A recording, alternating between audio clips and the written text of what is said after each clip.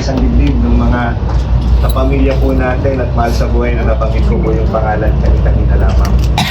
So, 4 na mahalagang bagay po pagdating sa civil wedding.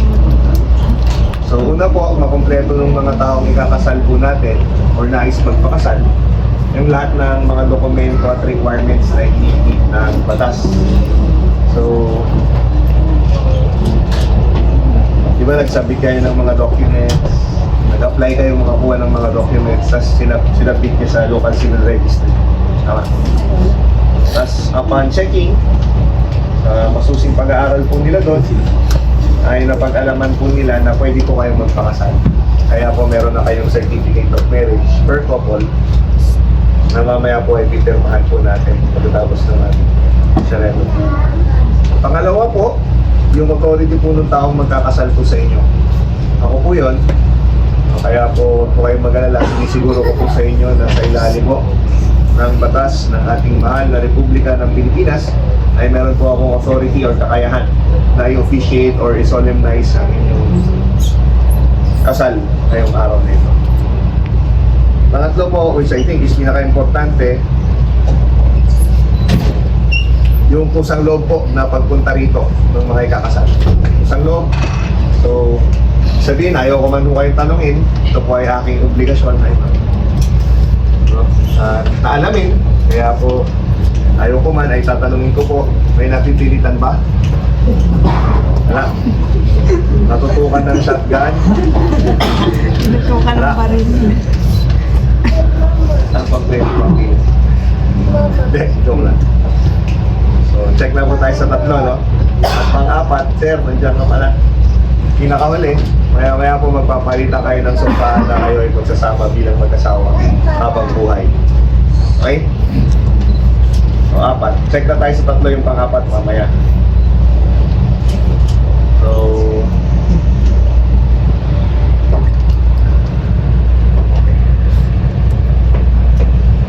nandito po yung mga magulang.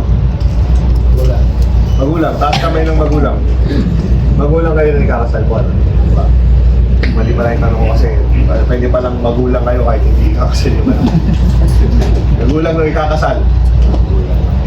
The rest, ninong at ninang. Sa mga ikakasal, nanonood kayo ng teleserye. Huwag kayo mangya. Nanonood kayo ng teleserye. Pelikula, di ba, mga movies. Balita, huwag na kayo manonood ng balita, masisira lang yung araw niyo. Puro time news. Di ba? Pelikula, Korean novela. Ngayon, nanonood tayo ng Korean novela. Dati ayaw natin magbasa, pero ngayon habang nanonood, nagbabasa pa. Di ba? Translation. Doon sa mga napapanood nyo na teleserye, Korean novela, or pelikula, di ba may mga ano doon, mga scenes na nag-aaway yung mag-asawa. Diba?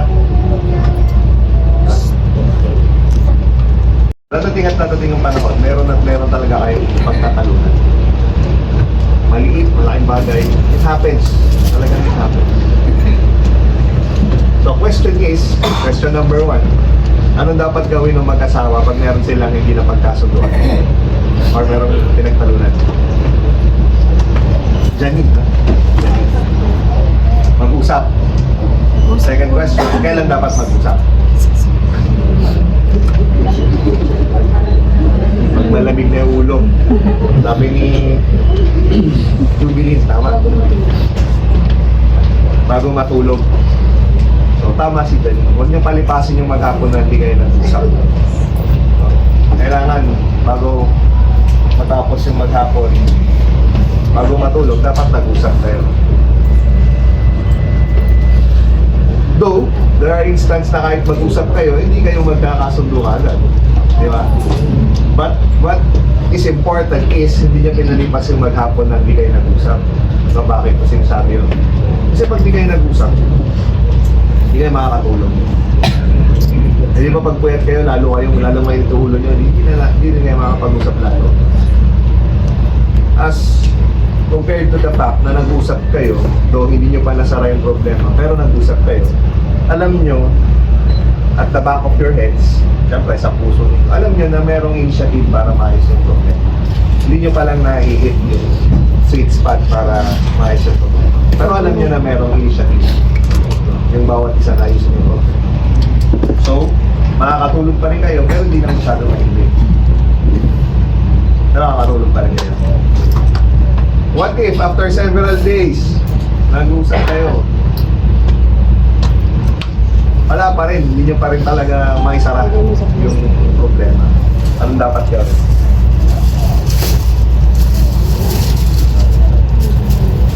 Dito.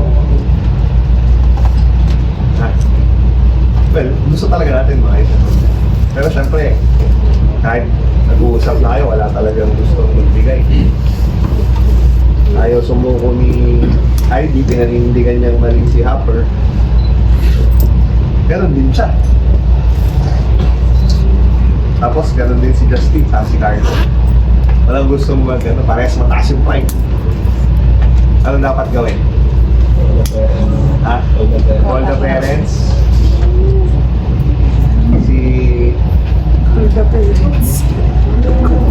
Si George. Magbaba. Sumuko na lang kayo kasi Babae naman lagi tama. kasi sa English ng lalaki male, mali. Laging mali. Sino nagsabi na tatawag sa magulang? Si Justin. The rest. Magulang din.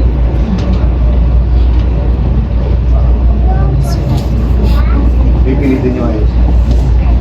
Siyempre. Isa pa rin. Tayo yung dalawa sa sabi. Niyayin sila. Nonchalant sila, nonchalant. Sorry kay Clark and Michelle. Magulang. Ayun. Tawag sa magulang. Saka kay Justin. Kay Carla. Patawag sa magulang. Mga magulang, huwag po kayong magtatampo sa akin at kami, kamal kami. Yung paring nagkasal sa amin. Yung paring nagkasal sa amin. Sabi niya, pagka may problema yung mag-asawa tapos hindi magkasundo, kung pwede, iwasan na humingi ng payo sa magulang. Bakit? Ha? Bakit? Bakit? Pingan, magkakaiwalay. Ha? Mga magulang, tingin nyo bakit hindi dapat humingi ng payo sa inyo yung anak nyo pag nag-away sila mag-asawa? Precisely. And it's perfectly fine. Dahil gano'n talaga tayo mga Pilipino, we are here to protect our, di ba? Di ba? So, gano'n talaga. Out of unconditional love ng parents sa anak niya, pag nag-away yung mag-asawa, there are chances na talagang kakampihan niya at ipaglalaban niya yung anak niya. Di ba? Eh ako, nung bata ako, pag may kaaway ako sa school, kinakampihan ako ng nanay ko. Pagdating sa bahay, pagkagalitan ako.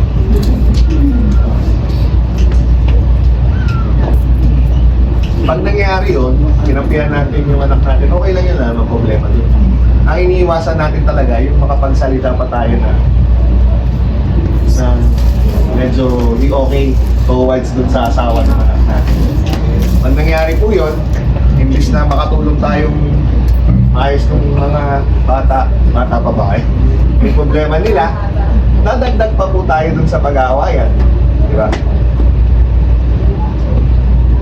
So, kung pwede daw po, iwasan humingi ng payo sa magulang. Kanino kayo kayo hingi ng advice? Ha? Sa akin ba? Experience. Wala namang problema. Kung nandito po ako, pwede naman po hingi ng advice.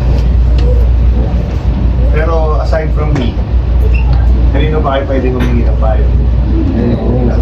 Yun, kaya nyo nga po inabala yung mga magaganda at pogi yung ninong at ninang ngayon. Kasi naniniwala kayo na pwede silang maging gabay ninyo in your new adventure as husband and wife. Actually, pwede naman kayo humingi ng payo sa magulang. Huwag lang sa sarili nyong magulang. Kanino? Sabyanan. Mahirap yung gawin, no? Sinong takot sabyanan? Taas ang kamay. Syempre, wala ka amin. Sininong na lang. Hindi. Huwag na natin ano yun. Nahingi kayo ng payo sa sabyanan nyo. Bakit? Kasi, yung mga bagay na hindi nyo naintindihan sa inyong mahal sa buhay, sino yung maaaring nakakaintindi? Iba yung taong mag-alaga sa kanila. Mula nung ganyang pangalak. Actually, mas maliit pa dyan man. Hanggang bago binigay sa inyo. Sila yung nakakakilala ng gusto. Tanggapin natin yun. Hindi nyo pa kilala ng lubusan yung mahal ninyo sa buhay ngayon. Actually, this is the first step on going to 100% of growing nila. Mas kilala sila nung mga magulang, ng mga taong nag-alala sa akin. Kabisado nila yan. Paboritong kulay, ayaw na ulam, na paano natutulog sa gabi, kung may kulambo ba yan o wala. Yung mga secrets na akala natin ay baliwala, pero makakatulong sa atin. Sinong nakakalap ito? Yan ang saka pag pag nasubukan ninyo humingi ng payo sa biyanan ninyo, mabibilib sa inyo yung biyanan ninyo kasi hindi nga yung madaling gawin. Hindi ba hirap lumapit sa biyanan? Pero pag nagawa nyo yun, it's one more proof to them na talagang mahal nyo yung sa mga ninong at ninang po, alam ko ayaw nyo mag-away mag-asawa, tama? Kaya ayaw nyo mag-away mag-asawa, no? Kasi syempre pag nag-away yan, hihingi ng payo sa inyo, sakit ulo nyo. So, kung may magre-regalo po sa inyo ng washing machine, meron ba? Kung siya tabilog ba, magre-regalo ko washing machine? Okay sa cancel natin. Okay, Jude. Tama ko sino sa kanila yung maglalaba bago kayo magregalo ng washing machine. Para hindi na sila magtalo. Sa inyo, sino maglalaba? Payag na. Sa inyo, sino maglalaba? Sa inyo. Ha? Sa inyo. Ikaw din maglalaba? Oh, magkaiba kayo ng sagot. Baka mag-away kayo, ha?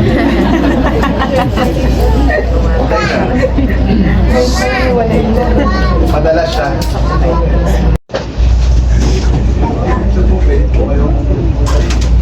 Yung mag-picture kung saan yung gusto, pinakamagandang angle para sa inyo is harap po yung nakikakasan sa isa't isa. Kung may singsing po, handa po natin ang singsing.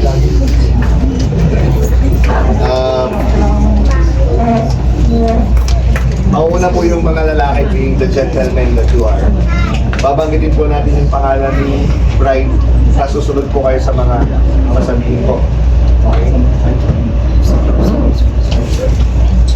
Mami, okay lang kayo dyan. Baka gusto nyo dito para mas malaki. Tapos pagkatapos ng mga groom, yung bride naman, ganun din babanggitin yung pangalan ni groom, tapos susunod po kayo sa mga sasabihin na ito. Okay? Kung handa na po, sa ating pong mga groom, pakibanggit po yung pangalan ni bride. Sa harap ng Diyos, sa kanyang sampayanan, tinitipan kita upang maging aking may bahay sa hirap at ginhawa, dusa at ligaya, pangakong ikaw lamang ang aking iibigin at itatanging karugtong ng aking buhay ngayon at kailan. Suot po natin yung 60K bride.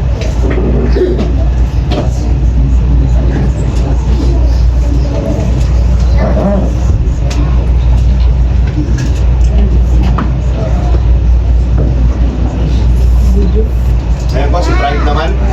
Ganun din, pakibanggit po yung pangalan ni groom. Sa harap ng Diyos at ng kanyang sambayanan, tinitipan kita upang maging aking asawa sa hirap at ginhawa, Tusa at ligaya. Pangakong ikaw lamang. Aking iibigin. At itatanging karugtong ng aking buhay. Ngayon at kailanman. Suot po natin yung sisigilo.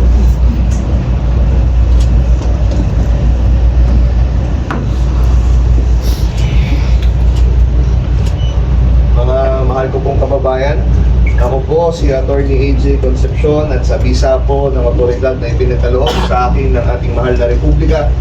Nais ko pong ipakilala sa inyo ang ating mga kaibigan, kapamilya, kababayan at mahal sa buhay na ngayon ay nag-isang dibdib na sina Mr. and Mrs. Hopper John and Heidi Hechanova. Congratulations po. Mr. and Mrs. Efrain and Jubilin Dayo. Congratulations. Mr. and Mrs. George and Julian Gapol. Mr. and Mrs. Justin John and Carla Bulanani. Mr. and Mrs. Mark Anthony and Janine Angela Torres. Congratulations. Mr. and Mrs. Clark Vincent and Michelle Aubrey Alcantara. Makamauntog ka. Sabi ko sa inyo, mabilis lang ako magkasal. Tapos na po ang ating pagdiriwang. Kaya lang, sa ating mga bagong kasal, yung mga taong inabala po ninyo ngayon, lalo na yung mga nag-absent, sinakonsyal yata, duty of the day pa. Hindi po sila papayag na hindi maging saksi sa inyong matamis na unang halik as husband and wife. Si Tita Tess, ayun, nagbibidyo na. Si Ate Balong. So, gano'n na nga. No? Pinakahintay ng lahat. Sa ating pong mga matikitas na room. Upper, congratulations. Naiiyak ka. You may now kiss your lovely bride.